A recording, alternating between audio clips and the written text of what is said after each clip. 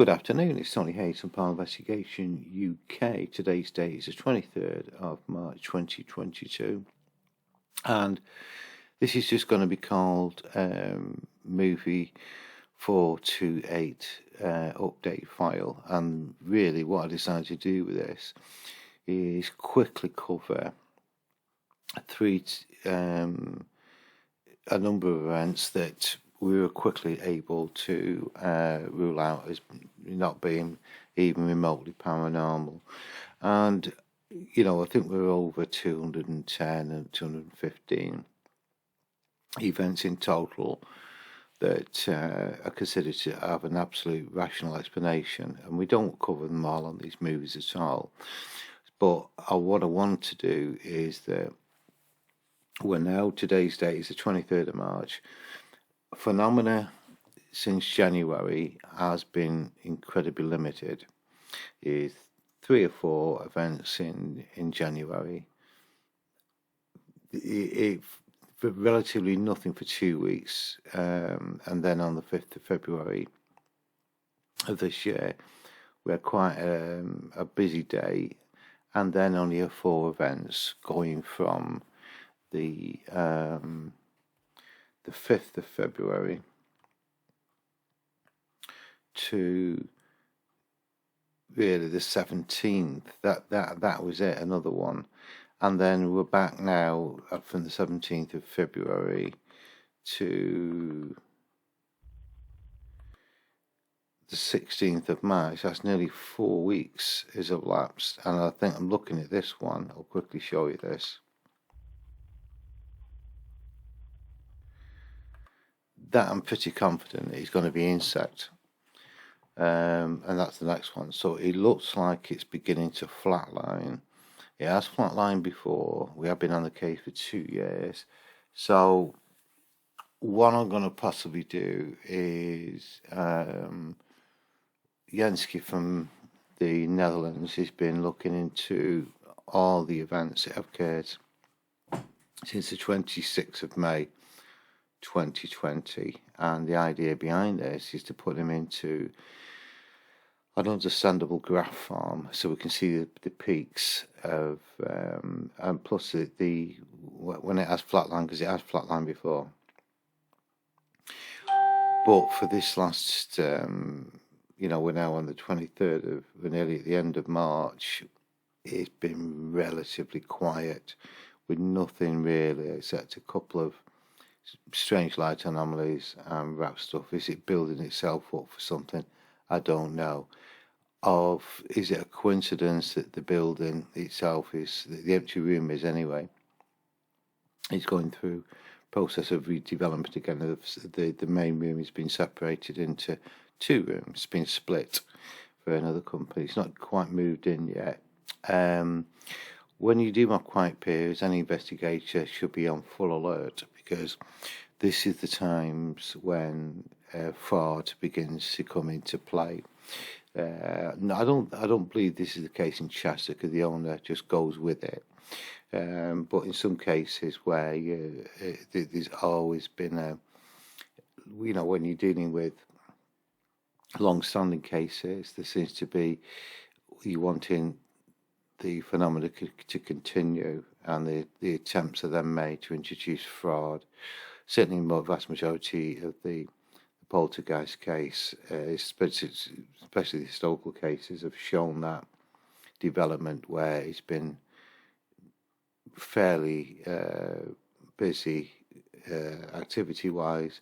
It begins to flatline, bang, and then the fraud gets introduced. So something I'm always guarding against. But the advantage we have with this building is multiple cameras all over the place. So we're able to, when an event occurs, we're able to look at other phenomena, such as this one here. It's just a light anomaly. There's no other cameras that are going to assist us with that. But when you look at others, such as this one, I think this is a bit obvious. Be ready for that. This is at 11:30. It's clearly somebody knocking at the door, and when the cameras checked, sure enough, that's what it was. But if you're 2 or 3 offices away, it can sound quite strange. So that's the door knock that was debunked. What was also happened as well recently is on the 13th of March, the owners introduced a new device. This is really like a light bar, really, but is sound activated, and we can just see it working here. Okay, guys, so here's an intro. So as he's talking there, you can see the lights flashing back into. My concern with this is oversensitivity. There doesn't seem to be much of an option. A lot of disco lights that you have in rooms, clubs and pubs and so on, are sound activated, and you've got an adjustment on them, but they tend to ignite on loud sounds. Likewise with this one here. As predicted, when the owner set this up and put it onto the minimum sensitivity, it's still lit up, as you'll find now. Let's go back to the beginning of this. That was enough to set it off. So it's a problem. I don't criticise anyone for experimenting. This is just a simple experiment, but I think it's an experiment that's going to fail. The more lights you get, the brighter they are. And as we've found before with the cameras, they don't always pick everything up. They may get a light anomaly which will trigger the camera, and then what happens is you'll get an accidental capture in there somewhere. And the last one was this one, which is another investigation that we needed to be done. This was on the 11th of March this year. Quite a lot of noise.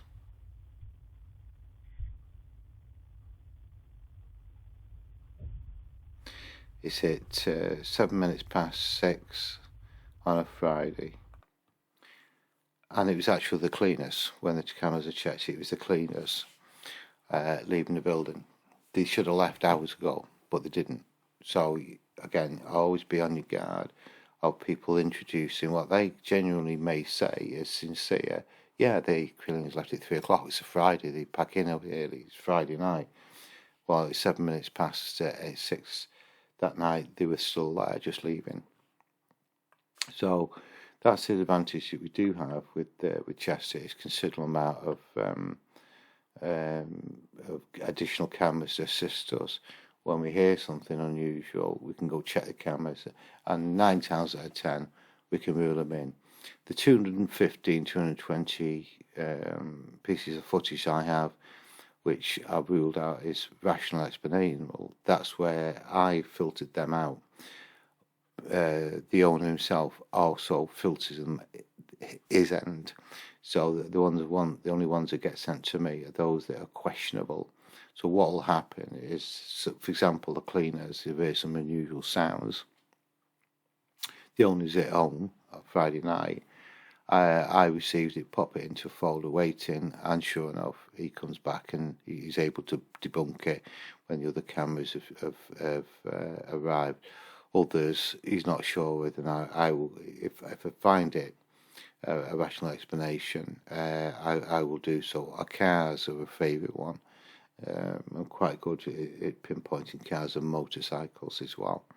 So that was just really nice, an update file really, showing you that we do look at all captures seriously, in detail. We will debunk when it's necessary, and we won't necessarily put them onto the YouTube channel. It just is wasting your time really. So plus we got the update with that new soundbar come alert from.